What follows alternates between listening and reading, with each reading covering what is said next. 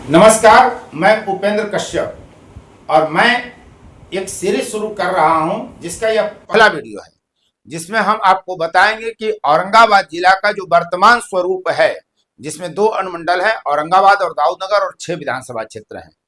तो 1951-52 में, और हाँ, 1951-52 क्यों कहा जाता है विधानसभा चुनाव के संदर्भ में, जबकि अब अगर चुनाव हो रहा है तो 2025 का बिहार विधानसभा चुनाव कहा जाएगा। तो 1951-52 के बिहार विधानसभा चुनाव में क्या रिजल्ट आया था? आजादी के तत्काल बाद जब भारत में संविधान लागू हो गया था 1950 में, उसके बाद यह पहला चुनाव था। तो औरंगाबाद जिले की स्थिति क्या थी?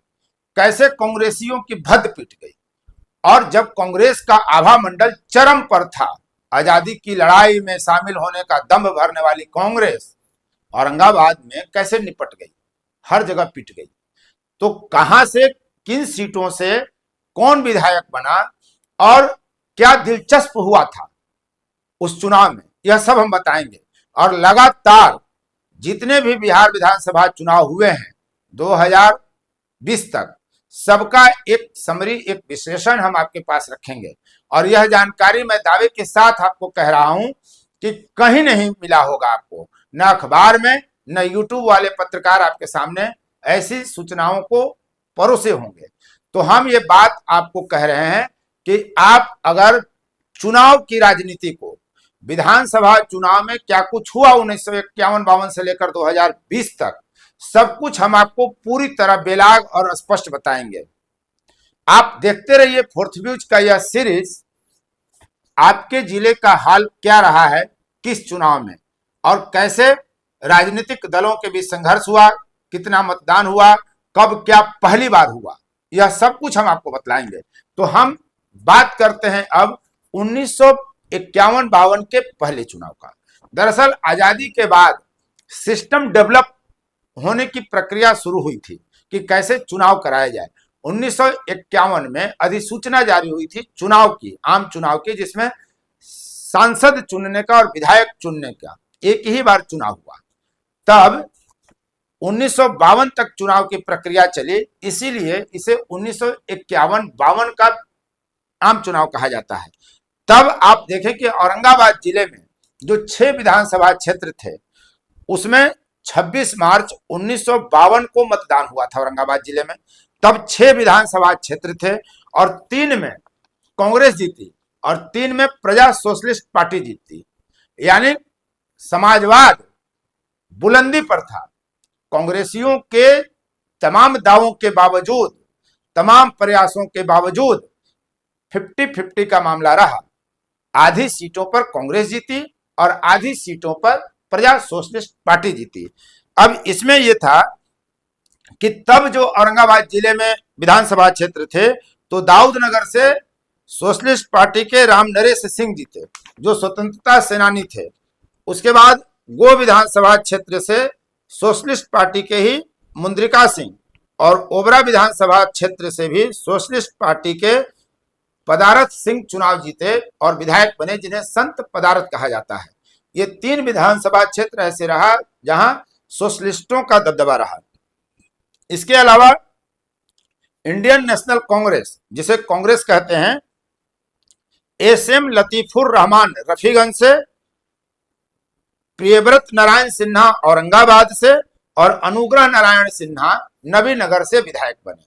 पहले चुनाव में ही एक मुस्लिम अल्पसंख्यक वर्ग का व्यक्ति रफीगंज से विधायक बना। ये उस चुनाव की खासियत थी। अब हम आपको बताते हैं विधानसभा वार कि क्या क्या उसमें स्थितियां रही हैं। दूसरी चीज कि इस विधानसभा चुनाव में जो 6 विधानसभा क्षेत्र थे, एकमात्र गोह विधानसभा क्षेत्र ऐसा था जहां से मुंद्रिका सिंह 50% से अधिक मत लाकर चुनाव जीते थे। उन्हें 50.53% यानी 11,812 वोट प्राप्त हुआ था। तब बिहार में कुल 330 सीटें थीं, ये हमेशा याद रखिएगा, जिसमें सिंगल सीटें यानी एक सीट से एक ही विधायक बनेगा, ऐसी 226 सीटें थी, और 50 सीटें ऐसी थीं जहां 2-2 विधायक चुने जाते थे। यह याद रखिएगा, अगले सीरीज में बड़ा काम आएगा। इसके अलावा आपको बताते हैं कि ओबरा विधानसभा क्षेत्र में तब जो स्थिति थी, जहां सोशलिस्ट पार्टी जीती, संत पदारथ जिन्हें कहा जाता है, और ओबरा प्रखंड मुख्यालय में जब आप जाएंगे तो इनकी प्रतिमा लगी हुई है, इनके नाम पर पुस्तकालय भी बना हुआ है। तो संत पदारथ सोशलिस्ट पार्टी के प्रत्याशी थे, जिनको 9,366 वोट मिला था, 9,566 वोट मिला था। और रघुवंश कुमार सिंह जो इंडियन नेशनल कांग्रेस से थे, उनको 7,722 वोट प्राप्त हुआ था मात्र। यानी इसके अलावा यूकेएस एक पार्टी हुआ करती थी, जिससे बुद्ध प्रकाश सिन्हा चुनाव लड़े, जिनको 3,057 वोट मिला था। इसके अलावा निर्दलीय प्रदीश नारायण सिंह को 1,237, रघुवर सिंह को 1,093, परमेश्वर सिंह को 877, कमलाकांत जायसवाल को 707 और रामनंदन पांडे को 546 वोट मिला था। तब मात्र 55,019 मतदाता थे, जिसमें 24,805 मतदाताओं ने मतदान किया। और आश्चर्य की बात यह है कि बैलेट पेपर से वोटिंग होती थी, लेकिन कोई भी मतपत्र तब अवैध घोषित नहीं हुआ था, अमान्य घोषित नहीं हुआ था, और ये हर जगह एक ही सिलसिला था। तब पोलिंग परसेंटेज था ओबरा विधानसभा क्षेत्र में 45.08%। अब हम नबीनगर की बात करते हैं।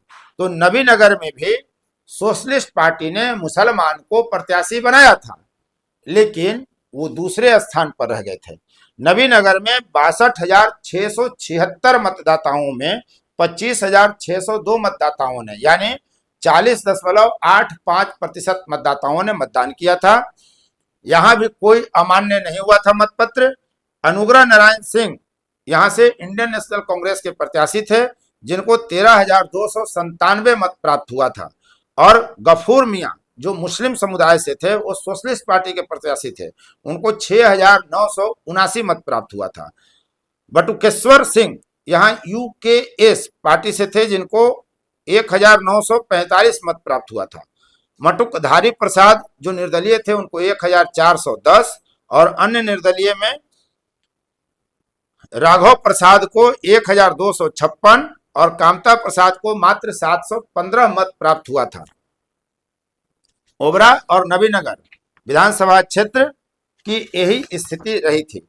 इसके अलावा आपको बताते हैं दाऊदनगर विधानसभा क्षेत्र का, जहां सोशलिस्ट पार्टी के पदारथ सिंह चुनाव जीते थे। यहां यह याद रखिएगा कि तब ओबरा और दाऊदनगर अलग अलग विधानसभा क्षेत्र थे। अब दोनों प्रखंड एक ही साथ मिलकर ओबरा विधानसभा क्षेत्र हैं। तब दाऊदनगर से पदारथ सिंह जीते थे, जो सोशलिस्ट पार्टी के प्रत्याशी थे, जिनको 9,713 मत प्राप्त हुआ था। और इंडियन नेशनल कांग्रेस के शत्रुघ्न शरण सिन्हा को 6,241 मत प्राप्त हुआ था। केदारनाथ निर्दलीय थे, जिनको 2,659, गुप्तेश्वर सिंह को 2,256 और रजनीकांत सिन्हा को 691 मत प्राप्त हुआ था। तब 51,014 मतदाताओं में 42.26% मतदाताओं ने मतदान किया था, जिनकी कुल संख्या 21,560 थी। यहाँ महत्वपूर्ण यह है कि शत्रुघ्न शरण सिन्हा जो दाऊदनगर से चुनाव लड़कर हार गए, इनका कद तब रामनरेश सिंह से बहुत बड़ा था। लगातार 1 दशक से भी अधिक समय तक गया जिला परिषद के वो अध्यक्ष हैं, कई बार विधायक बने हैं बाद में, लेकिन वो हार गए। इस पर एक किस्सा हम बाद में लेकर आपके सामने प्रस्तुत होंगे।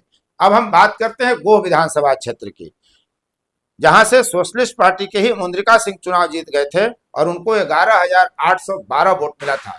पहले चुनाव में औरंगाबाद जिले के सभी विधानसभा क्षेत्रों के चुनाव परिणाम का अगर आप विश्लेषण करेंगे तो एकमात्र मुंद्रिका सिंह ही थे जिनको 50% से अधिक मत प्राप्त हुआ था। इसके अलावा रामविलास सिंह शर्मा जो इंडियन नेशनल कांग्रेस के प्रत्याशी थे, उनको 9,104 वोट मिला था। और राम गुलाम सिंह जो यूकेएस से थे उनको 2460 वोट मिला था। रफीगंज की अगर हम बात करें तो इंडियन नेशनल कांग्रेस के प्रत्याशी एसएम लतीफुर रहमान को 8403 वोट प्राप्त हुआ था और वो कांग्रेस से विधायक बने थे। औरंगाबाद जिले के प्रथम मुस्लिम विधायक थे। यहाँ निर्दलीय प्रत्याशी दूसरे स्थान पर रह गए थे राम पुकार सिंह, जिनको 8177 वोट मिला था, और तीसरे स्थान पर भी निर्दलीय ही रहे जिनको 5130 वोट मिला और नाम था मुनेश्वर सिन्हा। चौथे स्थान पर सोशलिस्ट पार्टी रफीगंज में चली गई थी और नाम था उनका राम स्वरूप सिंह, जिनको 4414 वोट मिला था। और फिर पांचवें स्थान पर निर्दलीय 814 वोट लेकर रह गए थे जगदीश मिस्त्री। यहां अगर हम बात करें तो टोटल वोटर 63,684 थे, जिनमें 26,938 मतदाताओं ने मतदान किया था और पोलिंग परसेंटेज 42.30% था। अब औरंगाबाद विधानसभा क्षेत्र की हम बात कर लें तो औरंगाबाद विधानसभा क्षेत्र में प्रियव्रत नारायण सिन्हा इंडियन नेशनल कांग्रेस के प्रत्याशी 7,669 वोट लाकर चुनाव जीते थे। दूसरे स्थान पर बद्रीनाथ शास्त्री सोशलिस्ट पार्टी के थे। तीसरे चौथे पांचवें स्थान पर निर्दलीय प्रत्याशी रहा, जिसमें राम केवल सिंह को 4030, छेदी सिन्हा को 1178, कामता प्रसाद जायसवाल को 4460 वोट मिला था। कुल यहाँ मतदाताओं की संख्या 51,392 थी, जिसमें 18,833 यानी मात्र 36.65% मतदाताओं ने ही मतदान किया था। ये कुछ विशेषताएं यहाँ की रही थी और मुझे लगता है कि अब आप पूरी तरह समझ गए होंगे कि प्रथम चुनाव में क्या रहा था औरंगाबाद जिले की स्थिति, जिसमें 6 विधानसभा क्षेत्र थे और 6 में 3 दाऊदनगर, गोह और ओबरा वर्तमान दाऊदनगर अनुमंडल में थे और रफीगंज, औरंगाबाद और नवीनगर औरंगाबाद अनुमंडल क्षेत्र में थे। मुझे लगता है कि आपको 1952 में जो चुनाव हुआ था उससे संबंधित समग्र जानकारी आपको प्राप्त हो गई होगी। ऐसी जानकारी इससे पहले आपको कहीं नहीं मिली होगी और हम लगातार सीरीज में आपको इन चीजों को रखते जाएंगे। यदि आपको यह विश्लेषण अच्छा लगा, जानकारी अच्छी लगी और ऐसी जानकारी से संबंधित किसी भी विधानसभा क्षेत्र से अगर आप कोई खास जानकारी जानना चाहते हैं तो आप कमेंट करें, आपको जवाब निश्चित मिलेगा। बहुत बहुत धन्यवाद। फोर्थ व्यूज, चौथा विचार, बाकी